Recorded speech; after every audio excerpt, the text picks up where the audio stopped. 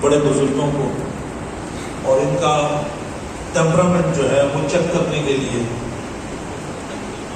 تو ان کے پاس ایک عورت آئی اور اس نے کہا کہ آپ یہ بتائیے، ان کی بڑی خوبصورت داڑھی تھی، داڑھی کا بڑا خیال کرتے تھے، بہت خوبصورت چمکیلی داڑھی تھی. تو وہ کہنے لگے کہ آپ یہ بتائیں کہ آپ کی داڑھی زیادہ اچھی ہے یا میرے بیل کی جو دم ہے وہ زیادہ اچھی ہے. کوئی عام بندہ ہوتا تو وہ وہیں پر ان کو برا بھلا کہنا کر سکتا کہ یہ تم کیا سوال کر رہے. مگر امام، وقت کے امام، وہ رونے شروع ہو گئے، ان کے آنسو بہنا شروع ہو گئے اور کہتے ہیں بھائی بات تو انہوں نے بڑی عجیب سی پوچھی ہے کہ حقیقت بات یہ ہے کہ اگر ایمان کے ساتھ اس دنیا سے چلا گیا تو پھر تو میری داڑھی اچھی ہے، اگر خاتمہ ایمان پر ہوا تو یہ داڑھی اچھی ہے، ورنہ تمہارے بیل کی دم جو ہے وہ اس سے اچھی ہے. سب سے بڑی بات یہ ہے انما الاعمال بالخواتیم. اللہ تعالیٰ ہمارا خاتمہ ایمان پر فرمائے. علامہ اقبال رحمۃ اللہ تعالی علیہ، انہوں نے زندگی کے آخری حصے میں ایک شعر لکھا اور کمال کر دیا. ایسا تھوڑی دیر بیٹھ گئے.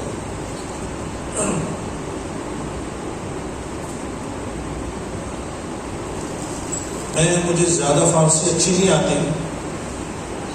مگر میں یہ شعر جو ہے کوشش کرتا ہوں کہ یہ اس کو بار بار اپنی زندگی میں ہم یاد کریں. علامہ نے لکھا تو غنی از ہر دو عالم من فقیر، تو غنی از ہر دو عالم من فقیر، روز محشر از ارائے من پذیر، گر تمی بینم حسابم ناگزیر، از نگاہ مصطفیٰ بنہا بگیر.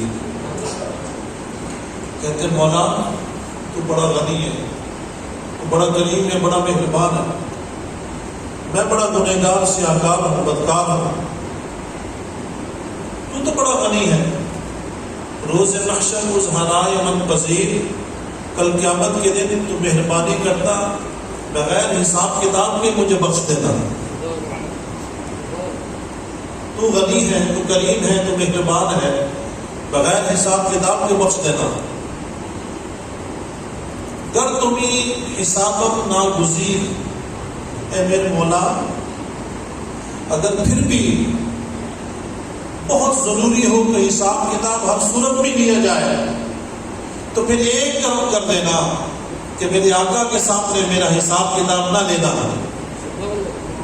آقا کی نگاہوں کے سامنے حساب کتاب نہ لینا. مجھے اپنی امتی ہونے پر شرم ہوگا کہ میں کیسا امتی ہوں، کیونکہ جب حساب کتاب کھلے گا حضور کے سامنے تو امتی ہونے پر شرم ہوگا. اس کی کئی لوگوں نے اس پر بڑا کچھ لکھا کہ اس کا مطلب کیا ہے، مگر میں یہی بات عرض کرتا ہوں کہ حضور علیہ الصلوۃ والسلام جب اس دنیا میں تشریف لاتے ہیں تو اس امت کی بات ہو رہی ہے، اور جب آخری وقت ہے تو جبریل امین آتے ہیں اور عرض کرتے ہیں کہ یا رسول اللہ، اسرائیل آج تک کہیں پر بھی گیا ہے، کہیں گھر میں آنے کی اجازت اس نے نہیں چاہی، وہ گھر میں داخل ہونا چاہتا ہے، آج تک اس نے کبھی کسی سے اجازت نہیں مانگی، کیا وہ آ جائے؟ حضور علیہ الصلوۃ والسلام نے فرمایا اسرائیل آ جائے. اسرائیل آتے ہیں اور آ کر اجازت دیتے ہیں کہ یا رسول اللہ، اجازت میں نے آج تک کبھی کسی سے نہیں لی کہ روح قبض کروں یا نہیں کروں، اگر آپ اجازت دیں تو روح قبض کروں. حضور نے جبریل امین کی طرف دیکھا، کہ جبرائیل مجھے روح قبض کرنے سے کوئی نہیں ہے، میرے یہ بتاؤ کہ میری امت کا کیا بنے گا، میری امت کا کیا بنے گا. جبریل امین نے کہا کہ اللہ رب العزت آپ کی امت کو معاف فرما دے گا، آپ کی سزا. اور اس کے بعد حضور نے اجازت دی اور آپ کی روح قبض کی. اتنا کریم آقا، اتنا مہربان، اور ہم اس کی امتی. اور میرے آقا نے فرمایا خیرکم من تعلم القرآن وعلمہ، تم میں سے سب سے بہترین شخص وہ ہے کہ قرآن سیکھے اور سکھائے۔ آج ہم میں سے سب سے بہترین یہ حضرات بیٹھے ہیں جنہوں نے قرآن پڑھا، اور آپ سب سے بہترین حضرات بیٹھے ہیں جنہوں نے قرآن کو سنا۔ قرآن پڑھنا یہ بھی بڑے اعزاز کی بات ہے، اور قرآن کو سننا بھی بڑے اعزاز کی بات ہے۔ آپ تمام حضرات خوش نصیب ہیں، اور آج تک آپ دنیا میں اٹھا کے دیکھ لیں، اگر کسی کے قبر سے خوشبو آتی ہے تو قرآن پڑھنے والوں کی قبروں سے خوشبو آتی ہے۔ اور میرے آقا نے فرمایا کہ کل قیامت کے دن دو چیزیں جو ہیں وہ انسان کی بخشش کے لیے رب کی بارگاہ میں التجا کریں گے۔ فرمایا ایک قرآن ہے اور دوسرا روزہ ہے۔ قرآن کہے گا بارے اللہ یہ مجھے پڑھتا تھا، مجھے یاد کرتا تھا، مجھ سے محبت کرتا تھا، بارے اللہ اس کے سینے میں قرآن ہے، اب یہ اچھا نہیں ہے کہ اس نے مجھے بھی اپنے سینے میں محفوظ کیا اور یہ پھر جہنم میں چلے جائے، بارے اللہ تو اسے بخش دے۔ اسی طریقے سے روزہ اللہ رب العزت کی بارگاہ میں عرض کرے گا کہ بارے اللہ اس نے میری حفاظت کی، جب اس نے رکھا تو پھر آنکھوں کی بھی حفاظت کی، ہر چیز کی حفاظت کی، تو بارے اللہ تو اسے بھی بخش دے۔ یہ دو چیزیں ہیں۔ حضرت علی کرم اللہ وجہ کریم فرماتے ہیں کہ اگر اللہ تعالیٰ نے اس امت کو بخشنا نہ ہوتا تو انہیں دو چیزیں عطا نہ کرتا، ایک قرآن اور دوسرا رمضان۔ یہ اللہ رب العزت نے اس امت کی بخشش کا سامان پیدا کر دیا۔ نبی اکرم صلی اللہ علیہ وآلہ وسلم نے ارشاد فرمایا کہ کل قیامت کے دن جو ماہر قرآن پاک کو پڑھنے والا ہوگا، جو ماہر ہوگا قرآن پاک میں پڑھنے کا، فرمایا کل اسے جو سنگت نصیب ہوگی وہ انبیاء کی سنگت نصیب ہوگی، وہ انبیاء کی سنگت میں ہوگا، وہ ان کے ساتھ ہوگا۔ اور اگلی بات بھی سن لیجئے، فرمایا کہ وہ شخص جو قرآن پڑھنا چاہتا ہے مگر قرآن پڑھنے میں اسے دقت ہوتی ہے، اٹکتا ہے، مشکلات پیش ہوتی ہیں، اپنا ٹائم لگاتا ہے، اسے صحیح پڑھا نہیں جاتا، پھر بھی کوشش کرتا ہے۔ بعض لوگ عمر کے اس حصے میں پہنچ جاتے ہیں کہ زندگی میں پہلے پڑھا نہیں، بعد میں پڑھتے ہیں۔ فرمایا یہ جو ان کی کوشش ہے، یہ جو سعی ہے، یہ جو محبت ہے، یہ قرآن سے جو ان کی چاہت ہے، اس کا بدلہ یہ ہے کہ ان کو دگنا اجر عطا فرما دیا جاتا ہے، ان کو دگنا اجر و ثواب عطا فرما دیا جاتا ہے۔ یہ قرآن کی برکت ہے۔ اور سامعین محترم، غزوہ احد کے اندر ہوتا یہ ہے کہ جو صحابہ کرام شہید ہوئے نا، تو دونوں صحابہ کرام کو ایک ایک قبر میں دفن کیا گیا۔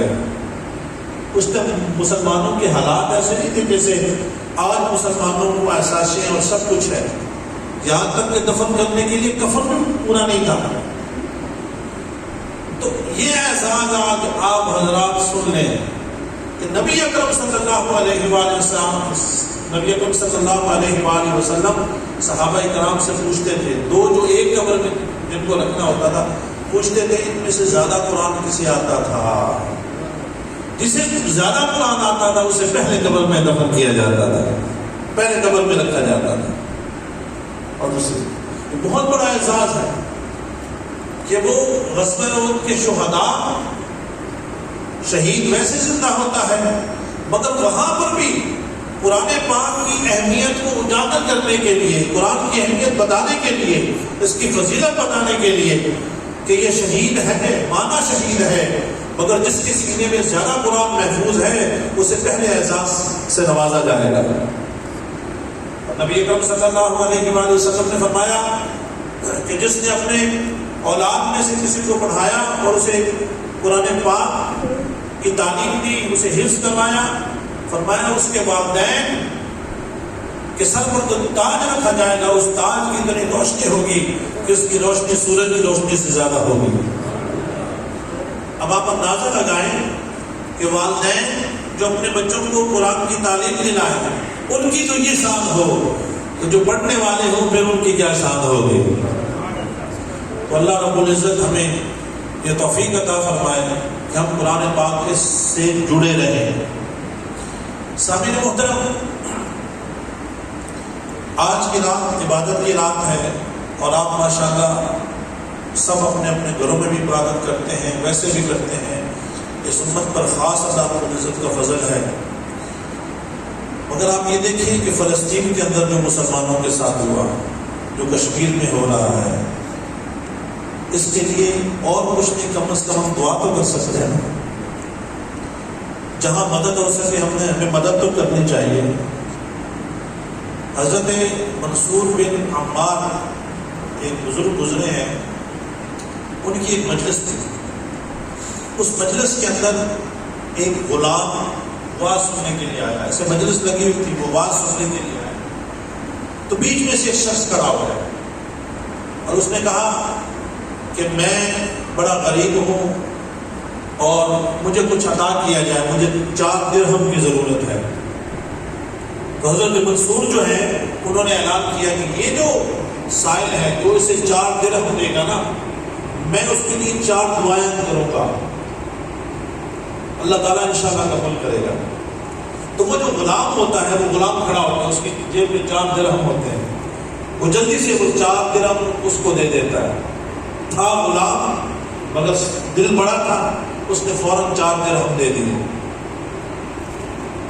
انہوں نے اس کہا کہ اے غلام تو بتا تیری 4 کیا تیرے لیے دعائیں مانگو؟ کہا سب سے پہلے دعا یہ مانگے کہ اللہ تعالیٰ مجھے غلامی سے آزاد کر دے، انہوں نے دعا کی۔ کہا دوسری یہ کہ اللہ تعالیٰ مجھے امیر اور مالدار بنا دے، انہوں نے وہ بھی کر لی۔ کہا تیسری دعا یہ ہے کہ جو میرا مالک ہے جس کا میں غلام ہوں، جو مجھے آزاد کرے گا، اللہ تعالیٰ اسے ایمان کی دولت بھی عطا فرما دے، انہوں نے وہ بھی کر لی۔ کہا چوتھی یہ ہے میرے لیے دعا کریں کہ میرے مالک اور میں کل جنت میں اکٹھے ہوں اور ہمارے سارے گناہ معاف کیے جائیں۔ یہ 4 دعائیں انہوں نے کر دی، لوگوں نے سنی۔ مالک گھر جاتا ہے، وقت ہو گیا، مالک نے پوچھا آج تو لیٹ آیا ہے؟ کہا ہاں آج اسکول کی محفل تھی، مجلس لگی ہوئی تھی اور اس میں واز سن رہا تھا۔ تو کہا پھر کیا ہوا؟ کہا میں نے 4 دعائیں کروائی ہیں، اس طرح اس نے واقعہ بتایا۔ کہا پہلی دعا کیا ہے؟ کہا پہلی یہ ہے کہ میں آزاد ہو جاؤں۔ مالک کہتا جا میں نے تجھے آزاد کر دیا۔ کہا دوسری تیری دعا کیا تھی؟ کہا دوسری دعا یہ تھی کہ میں مالدار ہو جاؤں۔ کہا تو نے 4 درہم دیے تھے نا، ابھی میرے پاس 4000 درہم موجود ہیں، یہ تجھے میں تحفہ کر دے دیتا ہوں، مالدار ہو گئے۔ کہا بتا تیسری تیری دعا کیا تھی؟ کہا تیسری یہ دعا تھی کہ اللہ تعالیٰ میرے مالک کو ایمان کی دولت عطا فرما دے۔ کہا اچھا یہ تیری دعا تھی؟ کہتا ہے سن لا الہ الا اللہ محمد رسول اللہ، میں نے ایمان قبول کر لیا، میں مسلمان ہو گیا، تیرا بھائی ہو گیا۔ چلا بتا چوتھی دعا کی تھی؟ کہا چوتھی یہ دعا تھی کہ میں اور آپ کل جنت میں اکٹھے ہوں، اللہ آپ کے بھی سارے گناہوں کو معاف کر دے، میرے بھی سارے گناہوں کو معاف کر دے۔ کہا بات یہ ہے 3 باتیں تو میرے بس میں تھی وہ میں نے کر دی، چوتھے جس کے بس میں ہے وہ جانے اور اس کا کام جانا، تجھے بخشنا اور مجھے بخشنا جس کے بس کی بات ہے۔ مالک جب رات کو سوتا ہے تو آواز آتی ہے کہ میرے بندے ہم نے تجھے بھی بخش دیا۔ اس مجلس میں جس میں غلام نے 4 درہم دیے تھے، اس ساری کی ساری مجلس کو بخش دیا اور تجھے اور تیرے غلام کو جنت میں ساتھی بنا دیا ہے۔ اب آپ اندازہ لگائیں جو بات میں کہنے والا ہوں کہ جب آپ کسی دوسرے کے لیے دعا کرتے ہیں، کسی مسلمان کے لیے، تو وہ دعا اللہ کی بارگاہ میں ہر صورت میں قبول ہوتی ہے۔ نبی اکرم صلی اللہ علیہ وآلہ وسلم نے ارشاد فرمایا کہ 2 باتوں میں، فرمایا 2 باتوں میں حسد کرنا یعنی رش کرنا جائز ہے۔ فرمایا ایک یہ اس شخص پر حسد کرنا کہ جو قرآن پاک کی تلاوت کرتا ہو، دن میں بھی اور رات میں بھی، اور خوبصورت اس کی آواز ہو، اور وہ قرآن پاک ہر وقت پڑھتا ہو، لوگ اس کی تلاوت کو سن کر واہ واہ کریں، سبحان اللہ کریں، کوئی یہ کہے مولا مجھے بھی ایسا بنا دے۔ فرمایا ایسی خواہش کرنا بالکل جائز ہے۔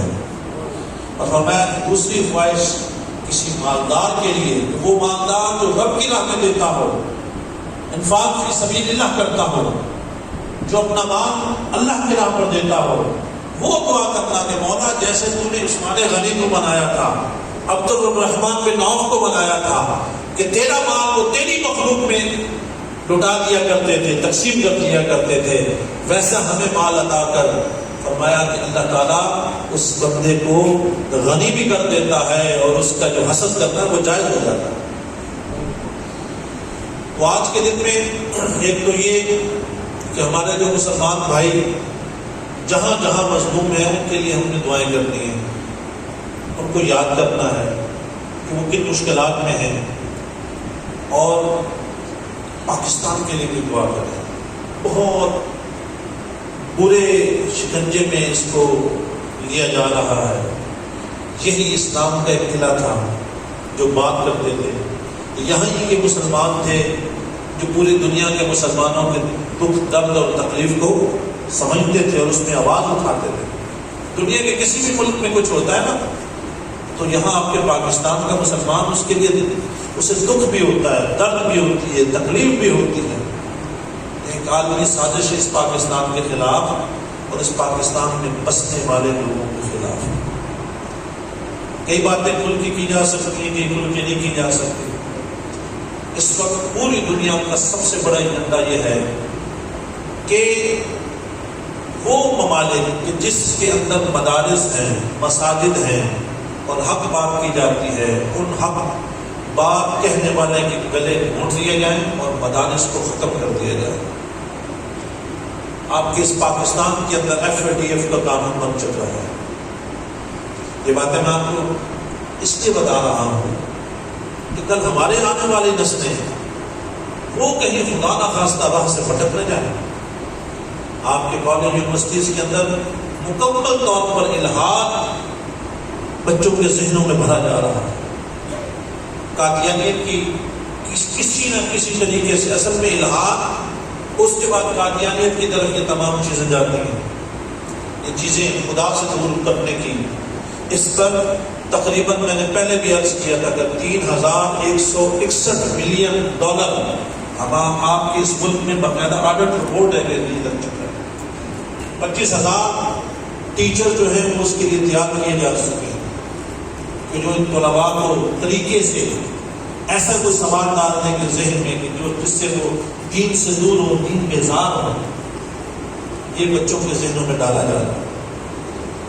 تو اس کے لیے والدین کو یہ کوشش کرنی ہے۔ لاہور میں واقعہ یہ ہوتا ہے کہ 2 بچیاں گھر سے غائب ہوتی ہیں اور 1 مہینے کے بعد پتہ چلتا ہے کہ وہ برطانیہ پہنچ چکی ہیں، اور وہ قادیانی ان کو لے کر پنڈت ان کو لے کر گئے۔ وہاں سے انہوں نے جا کے فون کیا کہ بھائی ہم تو برطانیہ آ چکی ہیں اور ہم تو قادیانی ہو چکی ہیں۔ باپ بڑا رویا۔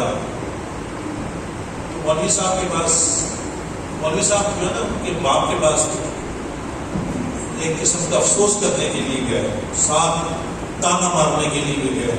تو یار کو اپنے بچوں کا اتنا بھی خیال نہیں رکھ سکتا، تو نے قادیانیت کیا نہیں ان کو بتایا؟ کیسا والد ہے؟ اس نے کہا میں کیسا والد ہوں، مجھے خود پتہ نہیں ہے کہ قادیانیت کیا ہے، الحاد کیا ہے۔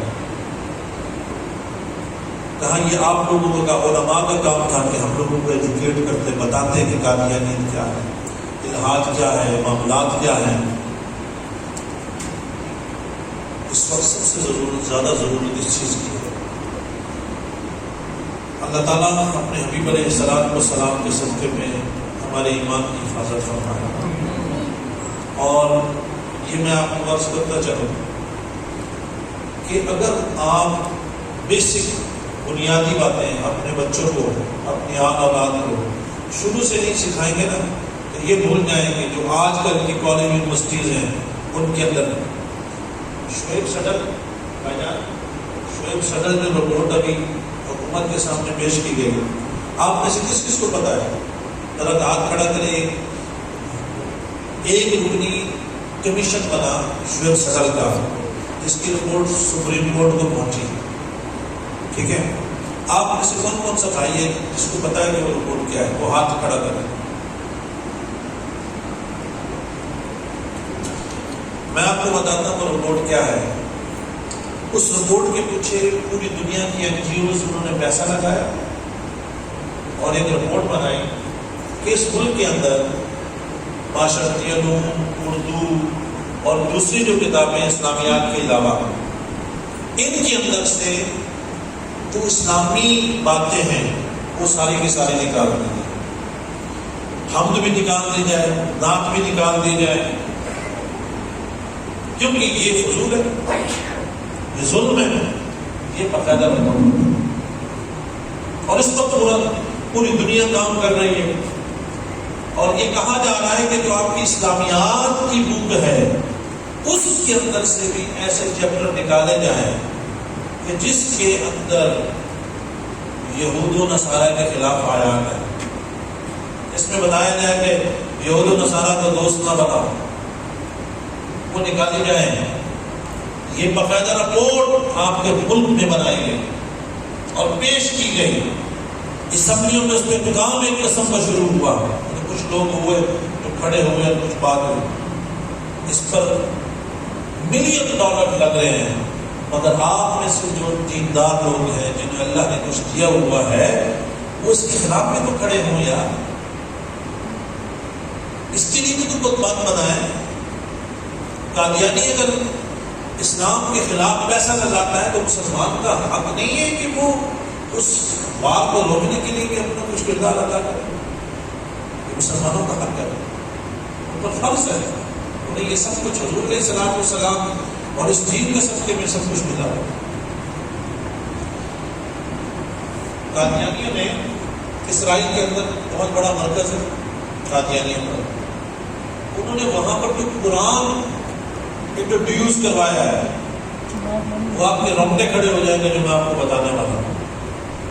وہ یہ انٹروڈیوس کروایا کہ وہ آیات جو جہاد کی آیات تھی جس میں یہود و نصارہ کو دشمن بنایا گیا تھا، وہ قرآن، وہ آیات نکال کے قرآن انٹروڈیوس کروایا جا رہا ہے.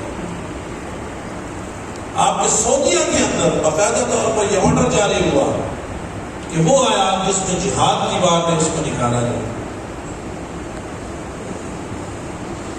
اس کے لیے فکر کرنا بھی ضروری ہے. اللہ کی عزت و جلال کی قسم، جو بندہ اس کے لیے فکر بھی کرے گا نا، سوچے گا بھی، اسے بھی اس کا اجر ضرور ملے گا. بیچارہ کچھ نیت خیر من عمل، مومن کی جو نیت ہے وہ اس کے عمل سے بہتر ہے. تو بس ہم سوچیں تو صحیح ہمارے بچوں کے ساتھ، آنے والے نسلوں کے ساتھ کیا ہونے والا ہے، اور اس طرف ہم دیکھ نہیں رہے. اللہ تعالیٰ اپنے حبیب علیہ السلام کے صدقے میں ہمیں ایمان کی دولت سے بہرور رکھے. ہمارا ایمان کا، ہمارا خاتمہ ایمان پر ہو. یہ شیطان بڑا ظالم ہے. امام فخر الدین رازی ان کے سامنے آخری وقت میں آ گیا اور امام فخر الدین رازی خدا کے وجود پر 100 دلیلیں دیا کرتے تھے. 100 دلیلیں، ان کے پاس 100 دلیلیں تھیں خدا کے وجود کی.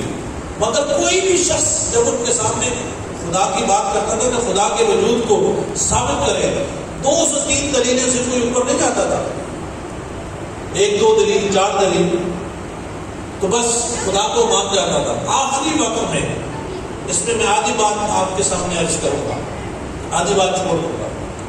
آخری وقت میں امام فخر الدین رازی کے بعد جب آخری وقت ہے اس تک شیطان آ جاتا ہے اور آ کر کہتا ہے خدا کے وجود کی جو ہے نا دلیل پیش کریں. آپ 1 دلیل 2 دلیل یہاں تک کہ 70 دلیلوں تک پہنچ گئے. وہ ہر دلیل جھٹلاتا رہا.